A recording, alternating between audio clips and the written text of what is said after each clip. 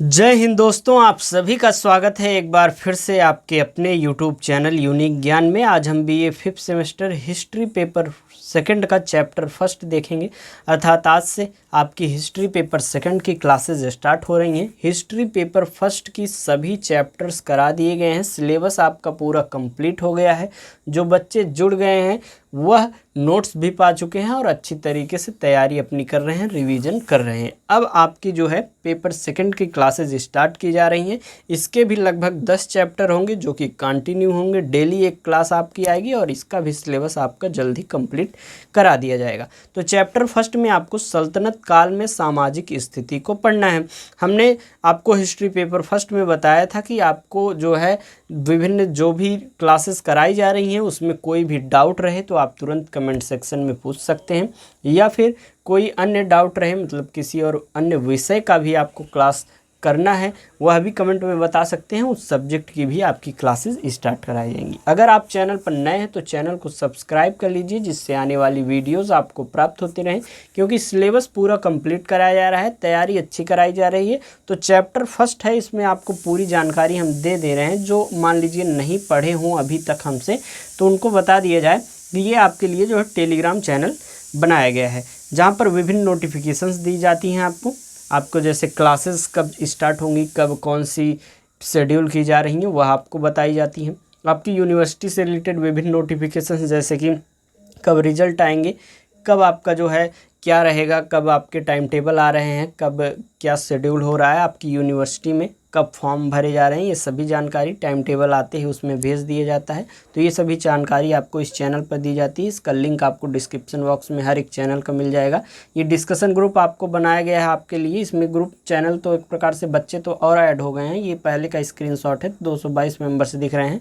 तो इसमें आपस में बच्चे जो है डिस्कस करते हैं। जैसे कोई जाता है कहीं पर क्लास लेने तो वह अपने नोट्स यहाँ पर शेयर कर सकते हैं। आपस में जो है आप लोग हेल्पफुल होकर बातचीत करके कोई भी आप आपस में जो है हेल्प ले सकते हैं, या फिर कोई भी डाउट हमसे सीधे यहाँ पर इस डिस्कशन ग्रुप में पूछ सकते हैं। बाकी ये जो कुछ बच्चे कमेंट कर रहे थे सर हम टेलीग्राम नहीं यूज करते हैं, उनके लिए व्हाट्सएप चैनल बनाया गया है। आप वहाँ से जो है ज्वाइन हो जाइए, वहाँ पर भी नोटिफिकेशंस दिए जाते हैं। और आपको बताया गया है कि अब की बार विशेष व्यवस्था आपके लिए यह की गई है कि हर एक क्लास जो कराई जा रही है उसके चैप्टर वाइज नोट्स भेजे जा रहे हैं। हालांकि बहुत बच्चे जुड़ चुके हैं हिस्ट्री बीए 5th सेमेस्टर से, तो उसमें जो पेपर फर्स्ट पूरा कंप्लीट करा दिया गया है उसके नोट्स आपको भेज दिए गए हैं और सभी चैप्टर वाइज क्लासेस उसमें भेज दी गई हैं। प्रीवियस ईयर क्वेश्चन पेपर अब आपको कराया जाएगा, वह भी भेज दिया जाएगा। तो आपको भी जुड़ना है तो इस व्हाट्सएप नंबर पर मैसेज करिए। मात्र 25 रुपये एक पेपर के पूरे चैप्टर वाइज नोट्स मिलेंगे आपको, प्रीवियस ईयर क्वेश्चन पेपर के सॉल्यूशन मिलेंगे, और साथ ही साथ मोस्ट इम्पॉर्टेंट क्वेश्चन की जो एक वीडियो आती है जिसमें से लगभग प्रश्न आपको पेपर में देखने को मिल जाते हैं, तो उसके भी नोट्स उसमें दिए जाएंगे। आपको हिस्ट्री पेपर फर्स्ट और पेपर सेकंड दोनों ग्रुप में ऐड होना है तो मात्र 25 रुपये में ऐड हो जाइए। दोनों क्लासेस की नोट्स आपको बेहतरीन तैयारी एक प्रकार से ग्रुप में कराई जा रही है।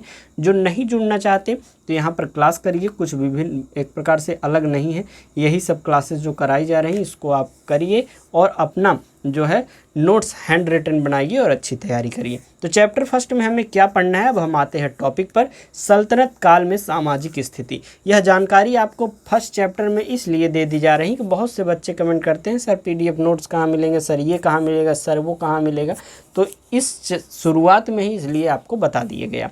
तो अब हम सल्तनत काल में सामाजिक स्थिति को पढ़ेंगे। सल्तनत काल का मतलब आप समझ ही रहे हैं, जो दिल्ली सल्तनत थी जिसमें 5 वंशों ने शासन किया, गुलाम वंश, खिलजी वंश, तुगलक वंश, सैयद वंश, उसके बाद लोदी वंश। ये 5 वंश यहाँ पर आकर शासन करते हैं। प्रथम मुस्लिम आक्रमणकारी यह रहते हैं। उसके बाद यहाँ पर वह आते हैं लूटपाट करने के लिए मोहम्मद गौरी, और मोहम्मद गौरी यहाँ पर जब जीत जाता है तो अपने दास को यहाँ का जो है साम्राज्य देकर चला जाता है, और कुतुबुद्दीन ऐबक जो है वह यहाँ पर उसका दास रहता है। प्रथम जो है गुलाम वंश का एक प्रकार से स्थापना करता है। तो वहाँ से जो है दिल्ली सल्तनत शुरू होती है, और उसके बाद 1526 में मुग़ल जब आते हैं बाबर और इब्राहिम लोदी को मारकर सल्तनत काल का अंत कर देते हैं, और वहाँ से बाबर का मुग़ल वंश शुरू हो जाता है। तो यह जो कार्यकाल है दिल्ली सल्तनत का, सल्तनत काल का, उसमें सामाजिक स्थिति कैसी थी, किसानों की स्थिति कैसी थी, हिंदुओं की स्थिति कैसी थी, मुस्लिमों की स्थिति कैसी थी, स्त्रियों की स्थिति कैसी थी, उसके बारे में हमें इस चैप्टर में पढ़ना है। तो चलिए हम देखते हैं सल्तनत काल की सामाजिक स्थिति के विषय में। 1206 से 1526 तक जो है हमारा दिल्ली सल्तनत काल वह रहता है। उसमें हम सबसे पहले सामाजिक संरचना के विषय में देखेंगे। तो मुस्लिम समाज कैसा था? मुस्लिम समाज जो है मुसलमानों का समाज जाति और नस्ली आधार पर बटा हुआ था। इसमें भी जाति थे, उच्च वर्ग जो थे वह अशरफ कहलाते थे, अशराफ। इसमें विदेशी मूल के मुसलमान, तुर्क, अफगान और ईरानी अरब, ये सभी लोग आते थे। ये लोग राजनीतिक और प्रशासनिक पदों पर रहते थे। शाही दरबार, सेना और उच्च नौकरशाही पर इनका एक प्रकार से वर्चस्व था।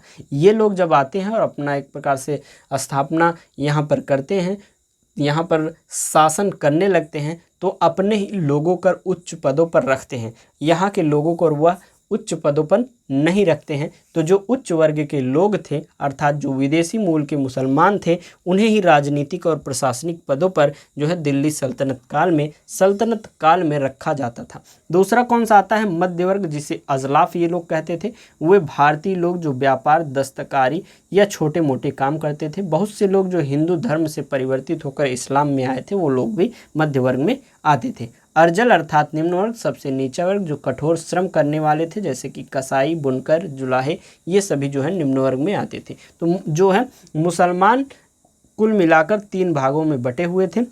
आगे हम हिंदुओं को देखें तो हिंदू समाज जो है अपने वर्ण व्यवस्था पर कायम रही थी। इसके पहले आपको देखने को मिला होगा कि जो मगध साम्राज्य था, कैसे वह शासन करता है, और उसके बाद विभिन्न जो भी साम्राज्य करते हैं, और वैदिक सभ्यता उसके पूर्व रहती है। तो वैदिक सभ्यता से ही यह जो है वर्ण व्यवस्था चली आती रहती है कि कर्म के आधार पर जो है उनको वर्ण विभाजित रहता है। अर्थात जो धार्मिक और शैक्षिक कार्यों में अग्रणी होते हैं वह ब्राह्मण कहलाते हैं।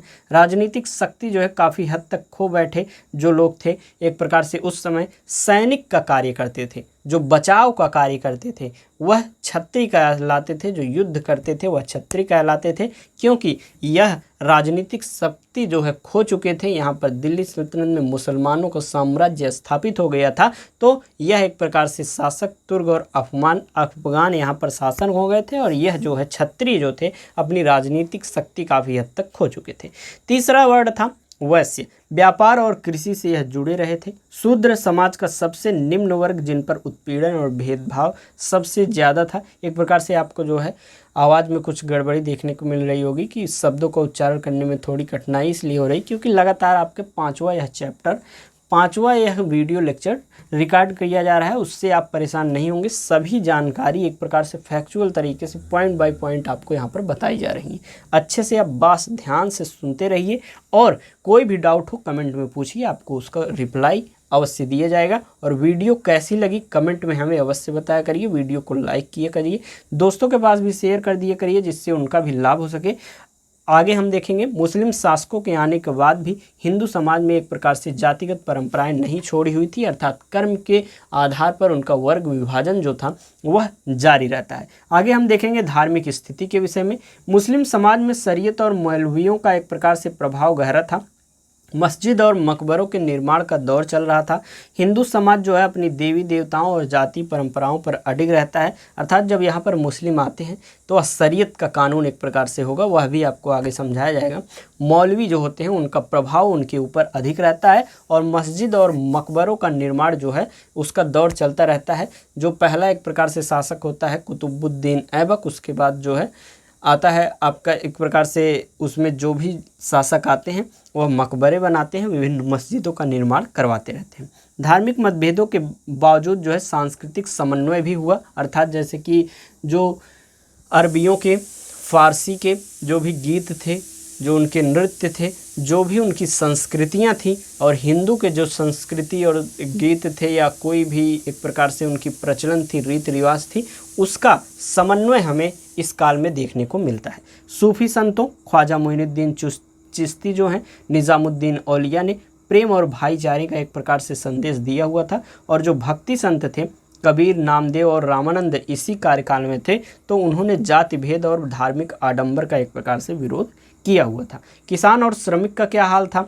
समाज का सबसे बड़ा वर्ग जो था किसान का था। भूमि पर अत्यधिक कर लगाया जाता था, कभी कभी उपज का आधा हिस्सा भी उनके कर ऊपर एक प्रकार से लगा दिया जाता था। उनका अधिक से अधिक शोषण हो रहा था। किसान प्राकृतिक आपदा और लगान दोनों से पीड़ित एक प्रकार से रहते थे। पहली बात तो प्राकृतिक आपदाएं विभिन्न आती थी जिनसे उनसे फसल का एक प्रकार से नष्ट हो जाता था, प्लस फसल जो होती थी उसका नुकसान हो जाता था, लेकिन तब भी उन्हें लगान देना पड़ रहा था, अर्थात वह प्राकृतिक आपदा से भी परेशान थे, लगान से भी परेशान थे। दिल्ली सल्तनत जो काल चल रहा था उस समय, सल्तनत काल जो चल रहा था उस समय वैसी किसानों की हालत थी। आगे हम देखेंगे श्रमिक और कारीगर का क्या हाल था।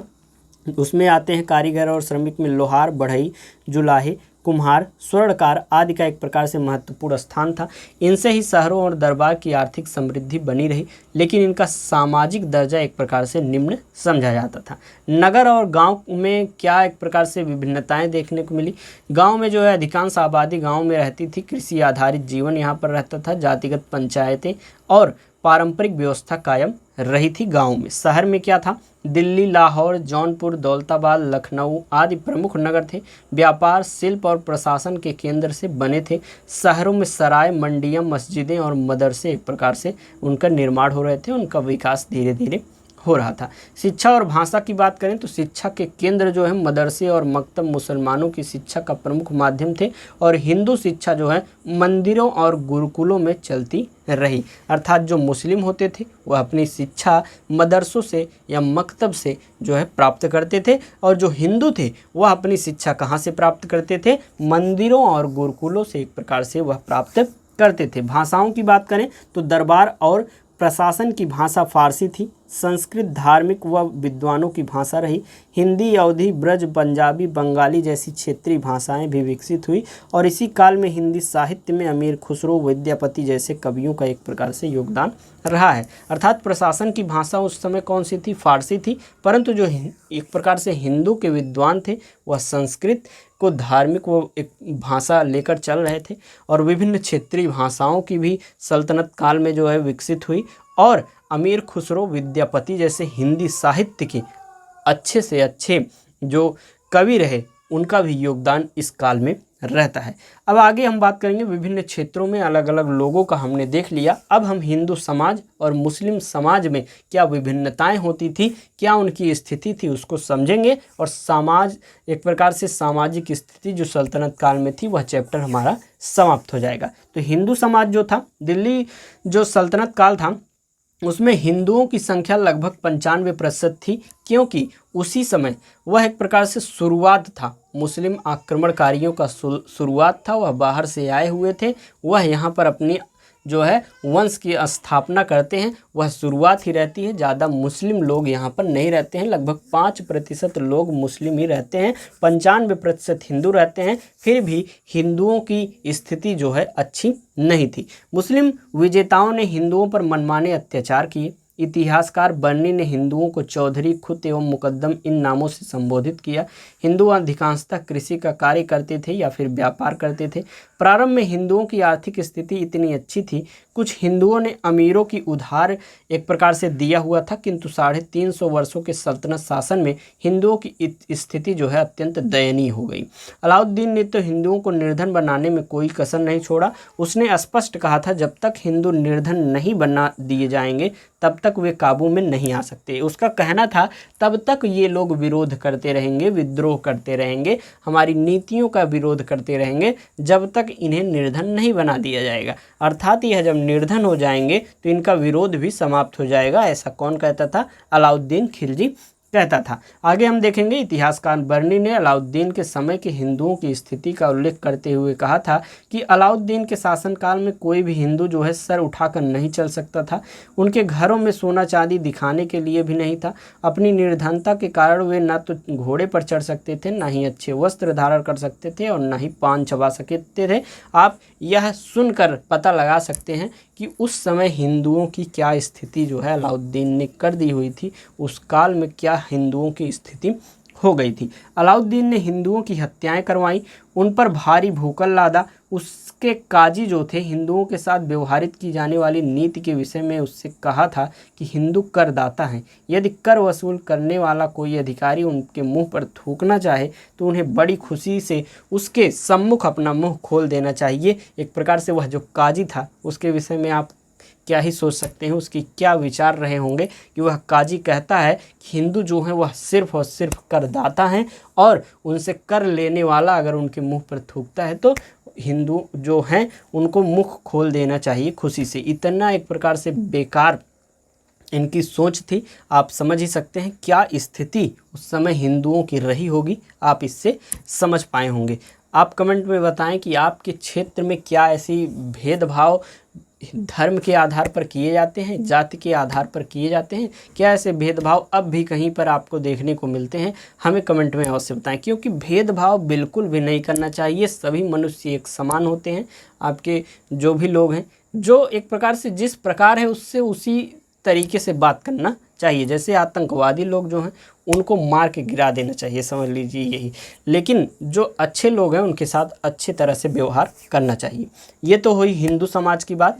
उसके बाद हम बात करते हैं मुस्लिम समाज जो था उनका क्या हाल था दिल्ली सल्तनत में। यद्यपि आरंभ से ही मुसलमानों ने हिंदुओं से अलग रहने का प्रयत्न किया था, लेकिन फिर भी अधिक समय तक हिंदुओं के देश तथा उनके संपर्क में रहने के कारण उनके प्रभाव से मुक्त न रह सके।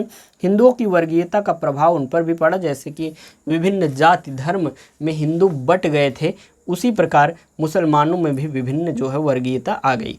उनके दो वर्ग सुन्नी और शिया तो पहले से ही थे। इन दोनों वर्गों में वैमनस्य आज भी रहता है जो हमें देखने को मिलता है। कालांतर में मुसलमानों में शेख, सैयद, मुगल, पठान, खान, मलिक आदि वर्ग भी बन गए। इसके अतिरिक्त मुसलमानों में उलेमा और सूफी सैयद आदि एक प्रकार से थे जिनका समाज में बड़ा आदर होता था तथा उन्हें राज्य की ओर से अनेक विशेषाधिकार प्राप्त थे। उलेमा लोग जो थे अपनी विद्वता के लिए प्रसिद्ध थे तथा राजनीति में उनका उच्च स्थान था। सुल्तान पर उनका एक प्रकार से असर भी रहता था। अलाउद्दीन ने उलेमाओं को शासन के लिए बहुत घातक समझा, इसलिए उन्हें राजनीति से हमेशा दूर रखा हुआ था। मोहम्मद तुगलक ने भी उनके प्रभाव पर नियंत्रण रखा हुआ था। मुस्लिम समाज में मध्यम वर्ग नहीं था। सल्तनत के प्रारंभिक काल में मुसलमान जो है अत्यधिक परिश्रमी, उत्साही, धर्मशील एवं चरित्रवान थे, परंतु धीरे धीरे उनके ये गुण जो है दूर होने लगे। उच्च वर्ग के लोग मद्यपान और व्यभिचार में पड़ गए और उत्तरोत्तर नैतिक पतन हो गया। अमीरों एवं सुल्तानों के हरम में अनेक स्त्रियां रहने लगी। तलाक और वैवाहिक संबंध विच्छेद बहुत अधिक संख्या में होने लगे। मुसलमान समाज में दास प्रथा भी प्रचलित थी। यद्यपि कुछ दास ऐसे शक्तिशाली हुए कि उन्होंने सुल्तान के पद को ग्रहण किया। इल्तुतमिश एवं बलबन ऐसे ही शक्तिशाली दास शासक थे, परंतु आगे चलकर दास प्रथा के एक प्रकार से बहुत ज़्यादा कुपरिणाम हमें देखने को मिले हुए थे। स्त्रियों की स्थिति की बात करें तो स्त्रियों की स्थिति जो है अपेक्षाकृत निम्न थी। पर्दा प्रथा विशेषकर मुस्लिम समाज में प्रचलित थी। हिंदू समाज में बाल विवाह, सती प्रथा और स्त्रियों की शिक्षा पर रोक जैसी कुरीतियाँ थीं। चैप्टर 5 यूनिट 5 आपका जो है उसमें आपको सल्तनत काल में स्त्रियों की स्थिति के विषय में पढ़ना है। वहाँ पर ये सभी चीज़ें जो हैं आपको विस्तार से बताई जा रही हैं। यहाँ पर आपको संक्षेप में बता दिया जा रहा है कि क्या स्थिति थी, तो आपको चैप्टर 5 में विस्तार से यह चीज़ बताई जाएगी सल्तनत काल में स्त्रियों की क्या स्थिति थी। नेक्स्ट चैप्टर आपका जो रहेगा सेकंड चैप्टर, उसमें अलाउद्दीन की जो है बाजार नियंत्रण प्रणाली जो है उसको हम समझेंगे। तो चलिए आगे देखते हैं। राजघरानों और अभिजात वर्ग की स्त्रियां जो हैं अपेक्षाकृत अधिक सम्मानित थी, कभी कभी राजनीतिक भूमिका भी निभाती थी, जैसे कि रजिया सुल्तान जो है वह शासक भी बनती है। दिल्ली सल्तनत की एक मात्र महिला जो शासक थी वह रजिया सुल्तान थी, जो कि इल्तुतमिश की बेटी थी। आगे हम देखेंगे विशेष सामाजिक प्रवृत्तियों के विषय में, जैसे कि सांस्कृतिक समन्वय हमें देखने को मिला, हिंदू मुस्लिम रीति रिवाजों का मिश्रण देखने को मिला, सामाजिक असमानता, जातिगत और धार्मिक भेदभाव गहरे रहे, धार्मिक सूफी और भक्ति एक आंदोलन ने समाज को एक प्रकार से नई दिशा दी। निष्कर्ष रूप में हम देखें तो सल्तनत काल का समाज जो है अत्यंत विविधतापूर्ण और असमान था। एक और कठोर जातिगत व वर्गीय विभाजन और स्त्रियों की निम्न स्थिति थी, तो दूसरी ओर सूफी और भक्ति संतों ने समाज को मानवतावादी और समन्वय दिशा दिया हुआ था। यही समन्वय आगे चलकर भारत की गंगा जमुनी तहजीब की नींव एक प्रकार से बन जाता है। इस प्रकार से आपका पहला चैप्टर समाप्त हुआ। आपको ये क्लास कैसी लगी कमेंट में अवश्य लिखें। बाकी ये चैनल्स आप जो है सब्सक्राइब कर सकते हैं अगर आपको इससे फ़ायदा होता है। आपके फ़ायदे के लिए ही विभिन्न चैनल्स जो बनाए गए हैं, अलग अलग जानकारियाँ दी जाती है। आपको नोट्स लेने हो तो इस नंबर पर मैसेज कीजिए।